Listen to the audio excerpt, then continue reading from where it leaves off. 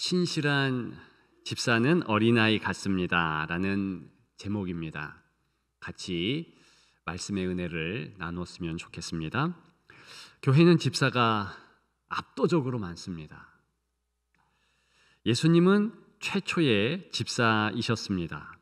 그래서 집사가 많은 것입니다. 집사의 의미는 무엇입니까? 집사의 뜻이 무엇이겠습니까? 한마디로 말씀드리면 섬기는 자이지요. 어디에서 유래했는가? 심부름하다라는 말에서 유래한 말입니다. 이제 식사 시간에 밥이 들어옵니다. 서빙을 하는 그런 돕는 이들이 있지요.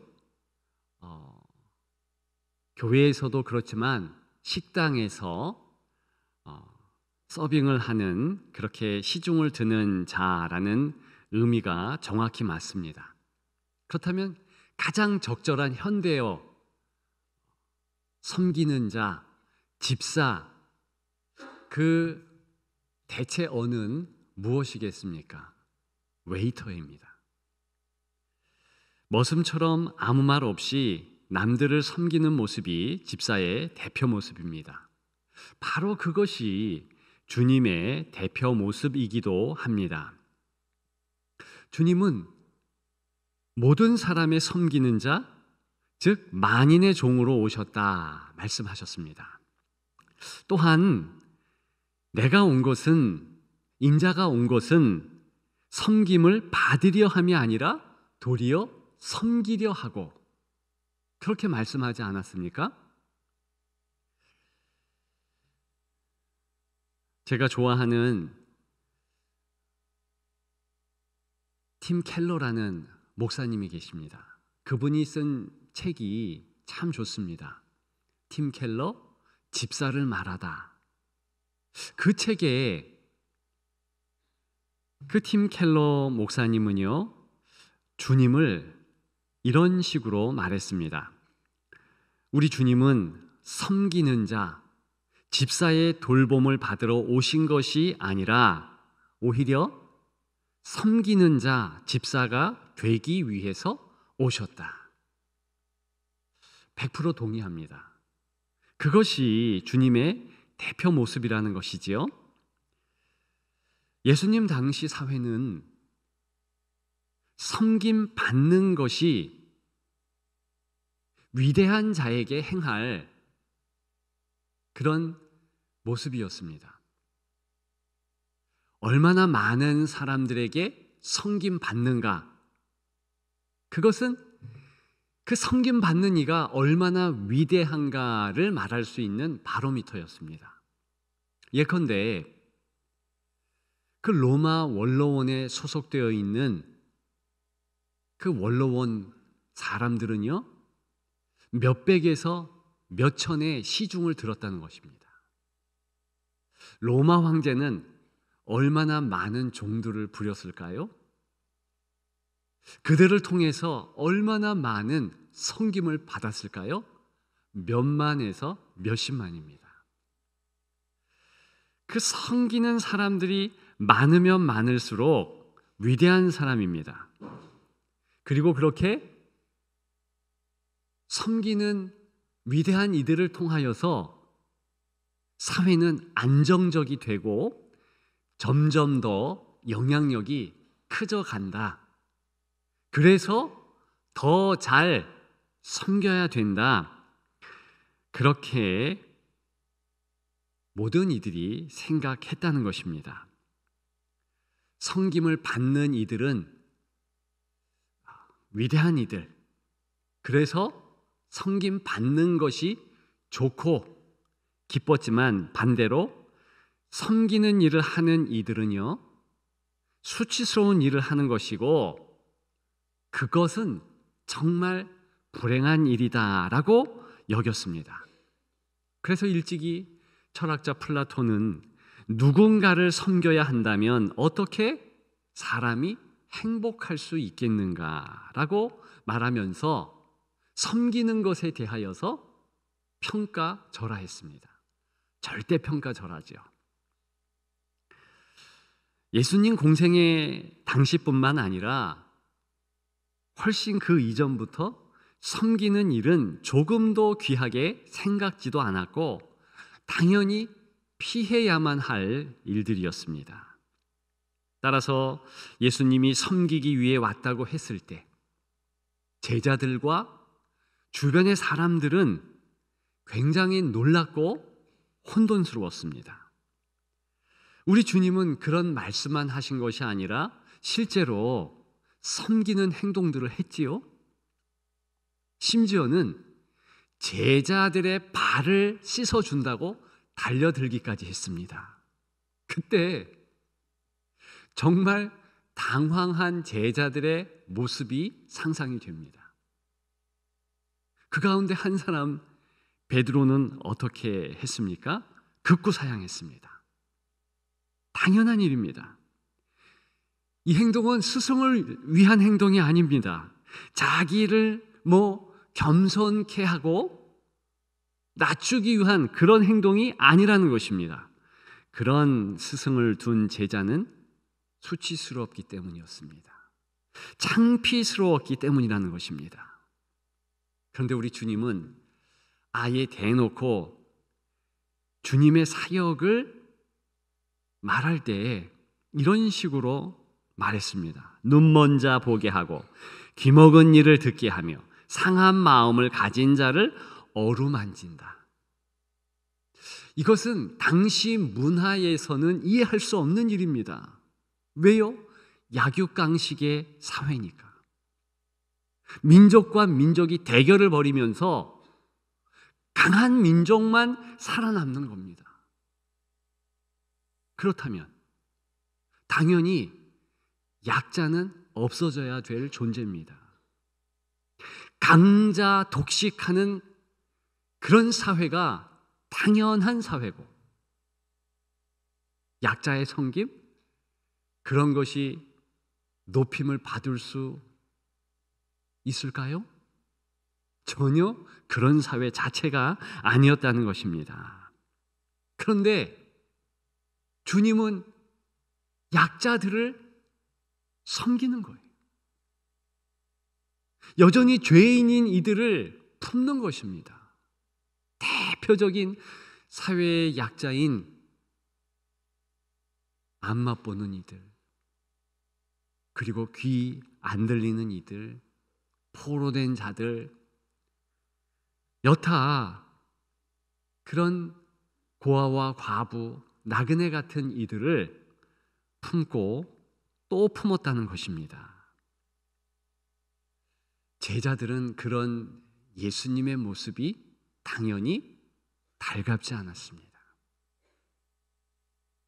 어쩌면 우리도 그럴 수 있겠습니다. 표면적으로는 나는 섬기는 자다. 나는 남들을 위해서 기꺼이 내 시간, 내 물질을 선사할 수 있다. 그러나 우리의 본성은 어떻습니까? 정말 내가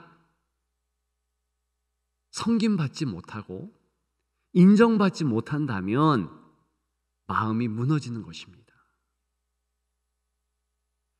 교회는 안 그렇다고요?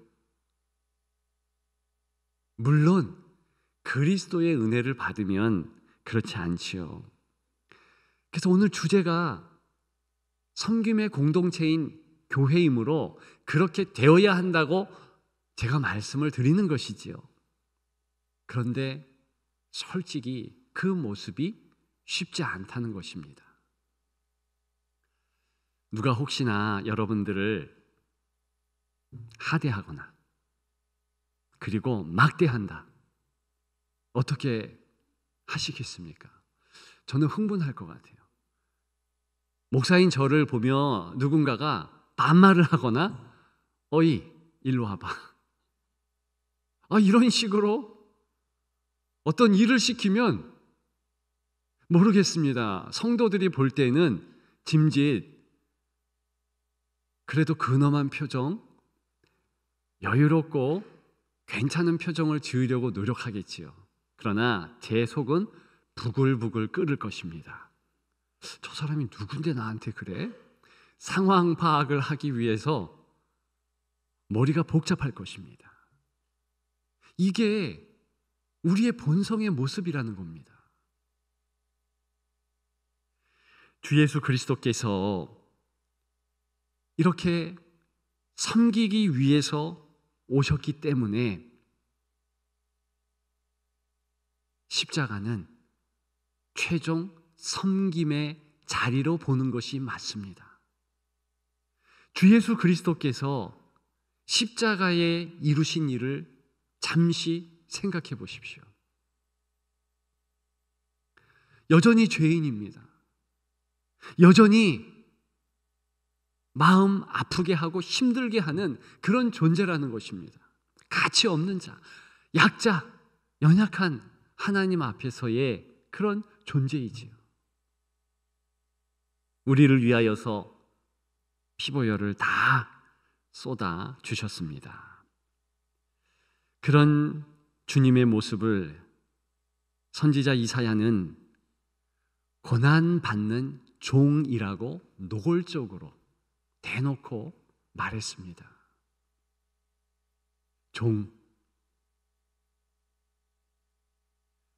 내가 싫은데 해야 할 일이 있다는 뜻입니다. 내 마음은 열불이 나는데 참아야 하는 것이고요. 눈물을 쏟을 수밖에 없는 그런 현실을 인내해야 한다는 것입니다. 주님의 모습이 정확히 그런 모습 아니었습니까? 제자들을 보세요. 끝내는 다 도망갔잖아요. 베드로 같으니 예수님 저 앞에 계신데 3번이나 다굴기 2번 그 전에 부인했지 않습니까? 그런 어떻게 보면 하찮은 존재, 아무것도 아닌 존재를 섬긴다? 주님은 그래서 그들 때문에 어려움과 고통을 고스란히 감내했다는 그런 의미 아니겠습니까? 만일 주님이 그렇게 자기를 낮추시고 죽기까지 복종하셔서 십자가에 달려 돌아가시지 않으셨다면 우리에게는 구원도 없습니다. 그리고 이 땅은 여전히 섬김을 하찮게 볼 것입니다. 누가 섬기겠습니까? 주님이 끝까지 섬김의 모습을 보였기에 그래도 주님의 문화, 주님의 모습을 아는 이들은 적어도 그리스도인들은 주님을 닮기 위해서, 섬기기 위해서 노력한다는 것입니다. 그리스도인 역대로부터 성도 정확하게 어떤 단어로 불리웠는 줄 아십니까? 둘로이 혹은 디아코노이 이렇게 불리웠습니다. 둘로이, 둘로스, 종이라는 뜻입니다. 디아코노이, 웨이터라는 섬기는 이 그런 뜻입니다. 우리가 교회를 이루었다? 섬김이 중심이 돼야 한다는 것입니다. 새가족들이 좀 오신 이 시간에 새가족들 위하여서 몇 가지 당부의 말씀, 부탁의 말씀을 드리고 싶습니다. 종종 새가족들이 처음 오면 중부 명성교회의 주요 인물들, 중심 인물들은 누굽니까? 그리고 자연스럽게 목사인 저로 알아요. 그거 아니거든요. 또 장로님들로 착각을 합니다. 그것도 아니거든요. 우리 교회가 장로교회예요. 그 장로교회의 교회의 장로 바로 그분들로 생각합니다. 그래서 적어도 장로교회의 중심은 장로라 자연스럽게 여기는 듯합니다. 아니에요. 교회의 중심은 누구십니까? 예수 그리스도시죠. 그분이 머리시죠. 그리고요,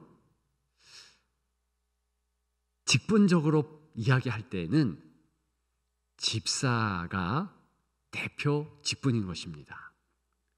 아유, 목사님, 그런 식으로 말씀하시면 장로님들이 화가 나지요.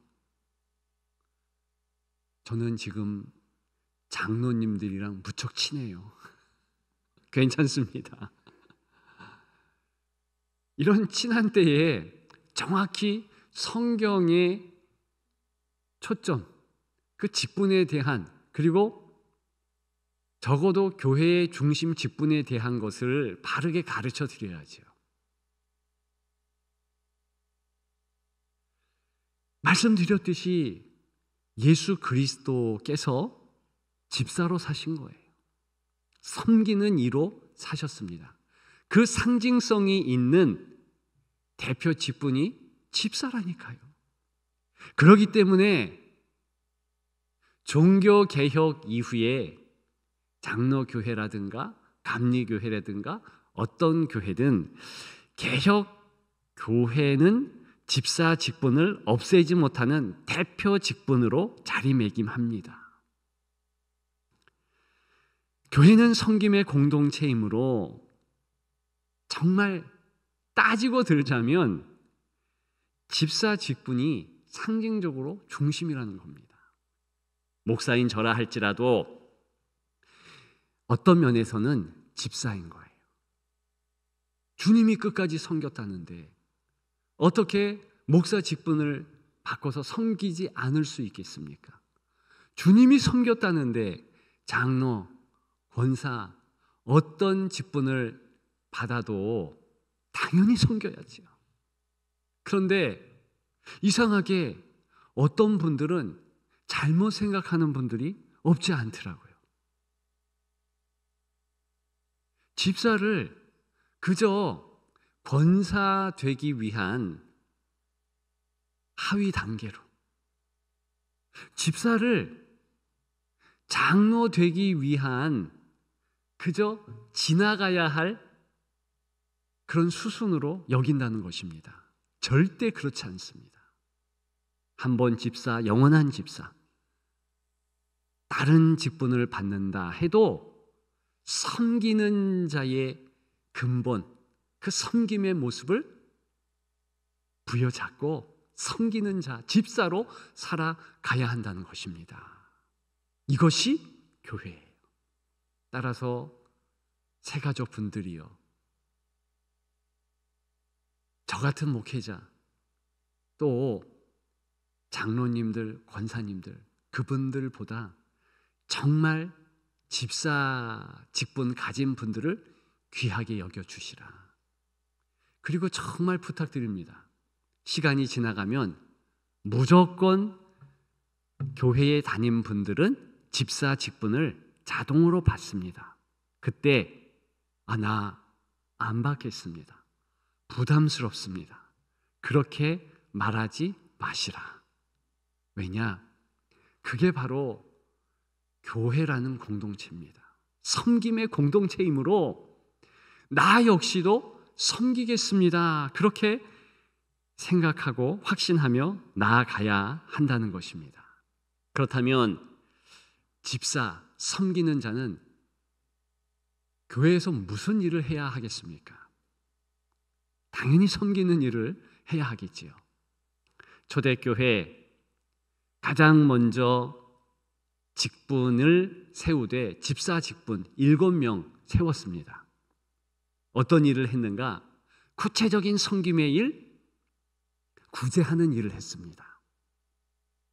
교회는 영적 예배를 드려지는 그런 곳입니다. 그럼에도 불구하고 주 예수 그리스도의 이 섬김의 모습을 우리가 확립하기 위해서, 갖기 위해서 정말 음식을 서빙하면서 남들 돌보는 일을 등한시하면 안 된다는 것입니다.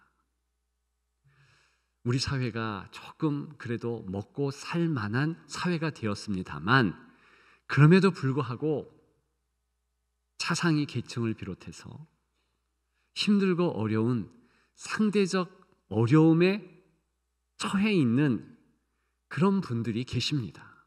교회 안에도 있고 교회 밖 지역 사회에도 있습니다. 적어도 집사, 적어도 몇 년 이상 교회를 출석한 이들은 그들을 향하여서 마음을 활짝 열고 구제해야 한다는 것입니다. 너무나 감사하게 우리 교회는 복지재단이 있습니다. 구제하는 일을 힘써 합니다. 그럼에도 불구하고 더 힘써 해야 한다. 굳이 그렇게 힘써서 예수 믿으면 좋지만 믿지 않는다 할지라도 그런 섬김의 모습은 계속 보여야 된다. 이것이 교인, 성도, 집사의 모습인 것입니다. 우리 주변에 힘들고 어려운 이들이 없지 않습니다. 마음이 힘든 자들. 이제 우리 지역 정부의 발표에 의하면 우리 지역에 10,000명의 유학생들, 외국인들을 받으려 한답니다. 그리고 많은 외국인 노동자들을 또한 받으려고 한답니다. 그러면 그들은 고향을 떠난 나그네들이에요. 주 예수 그리스도를 믿느냐 안 믿느냐를 떠나서 그들을 섬길 의무가 자동으로 우리에게는 생기는 것입니다. 주 예수 그리스도께서 그런 모습을 보였기 때문입니다.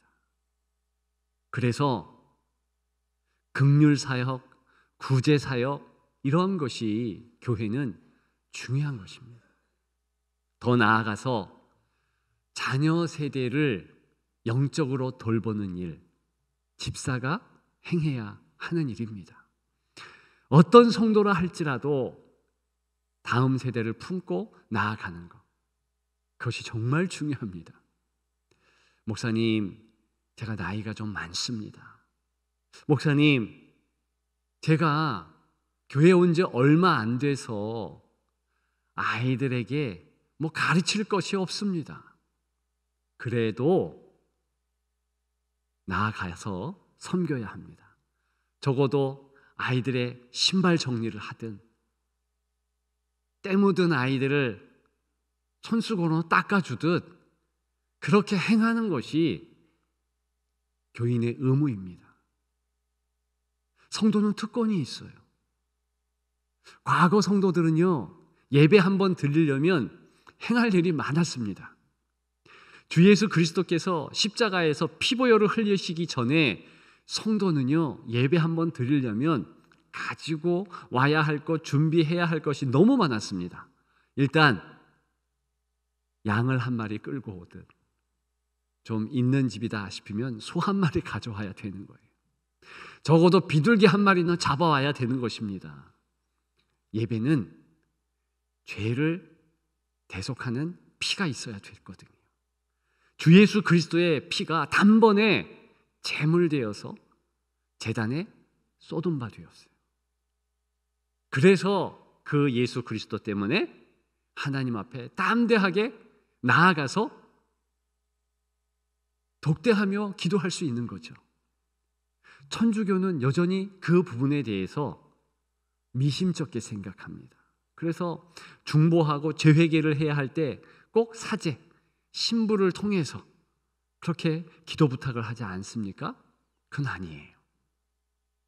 정말 예수 그리스도께서 우리에게 주신 주님 앞에 직접 나아가게 한 그 특권, 우리의 것입니다.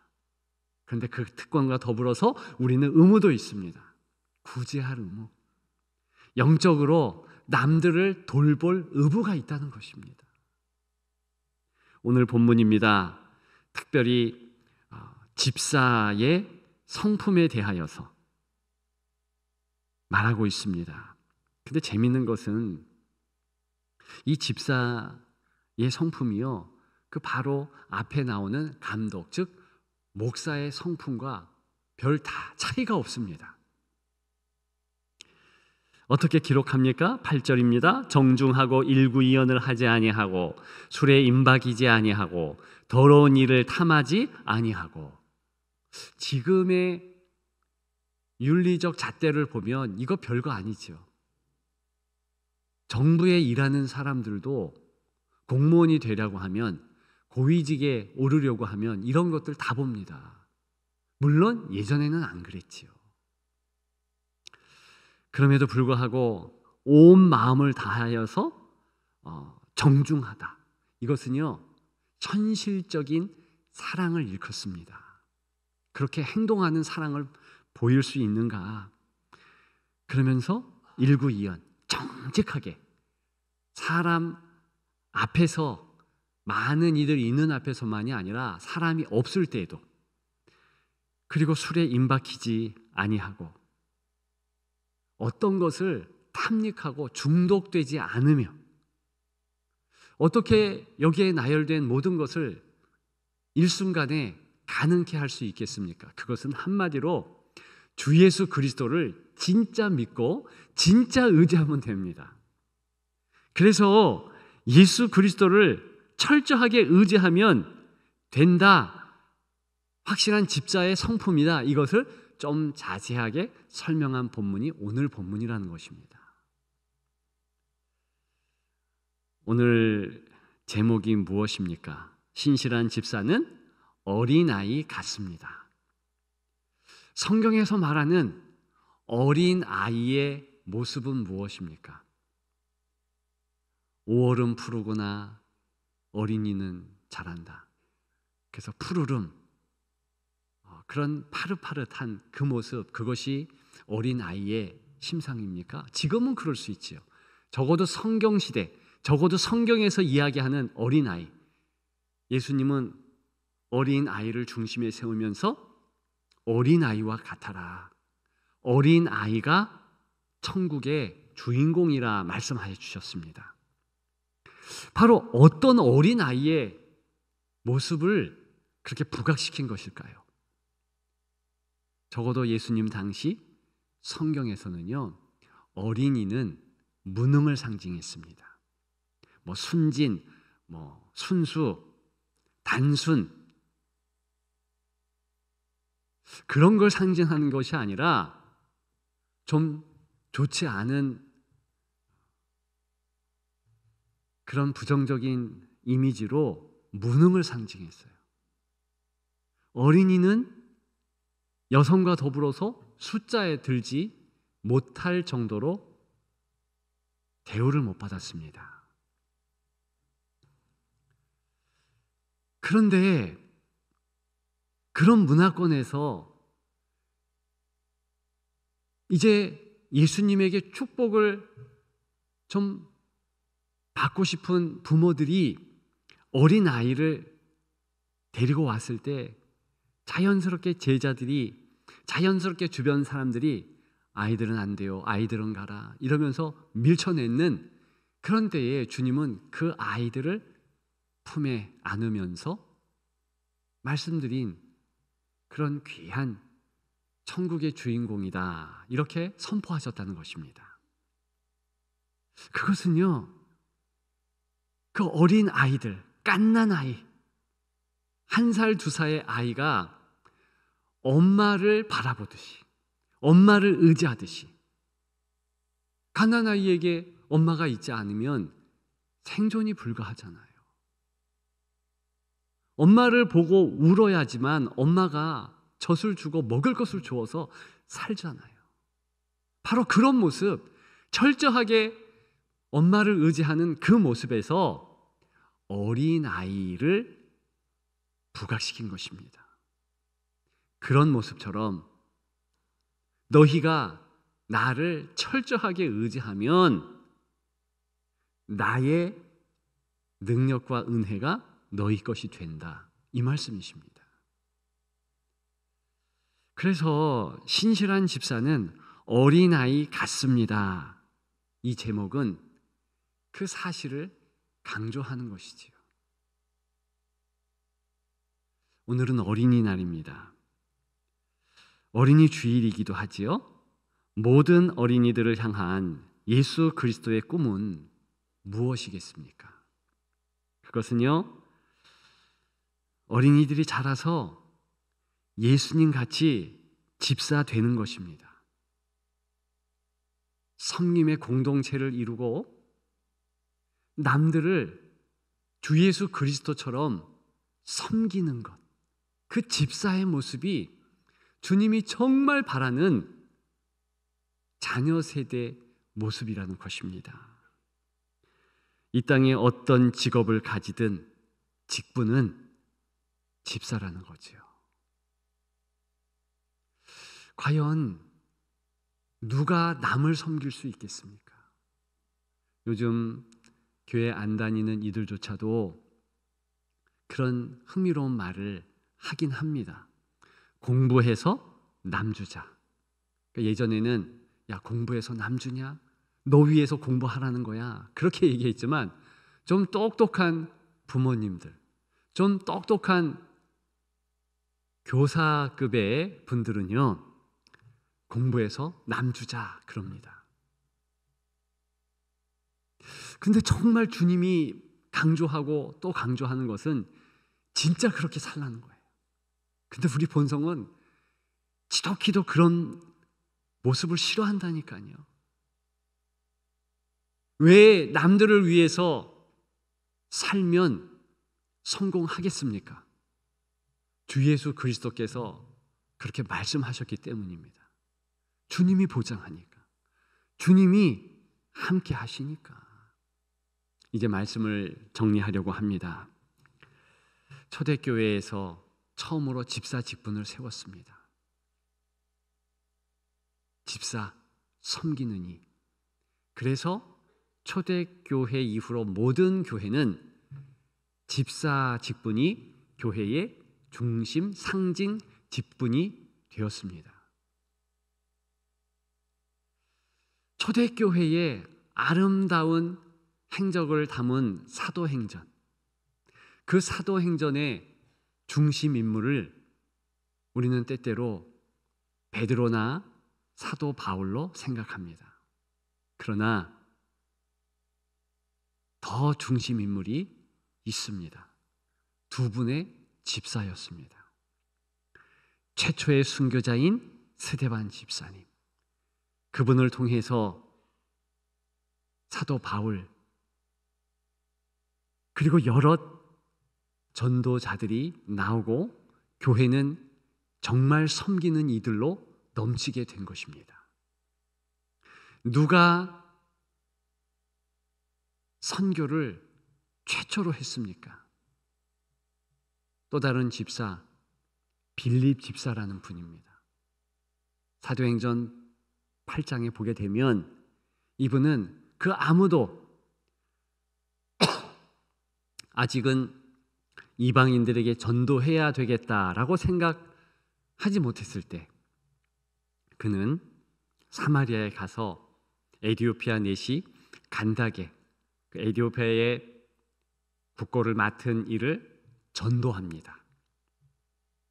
그것이 빌립 집사의 일이었습니다. 저와 여러분들이 어떤 교회의 직분을 갖고 어떤 형편에서 주님을 섬기듯 우리는 집사의 일을 감당해야 합니다. 주님을 섬기는 이로 그렇게 따라야 합니다. 마음에 새기시고 누구라 할지라도 섬길 수 있는 여러분들 되시기를 주님의 이름으로 축복합니다.